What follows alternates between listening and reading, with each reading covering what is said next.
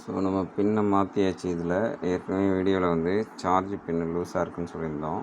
So charge plug பண்ணுறேன்.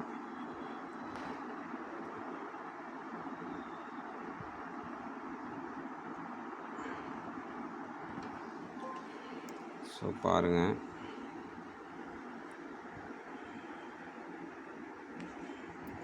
Charge இப்போ கரெக்டாக இருக்குது. BN37 Redmi 6A.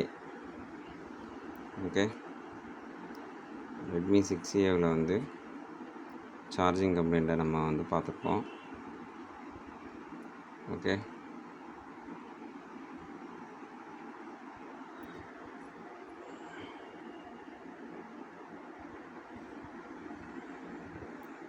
So normal back door open 19% வந்துருச்சு. சரியாக பிளிங்க் ஆக மாட்டேன்.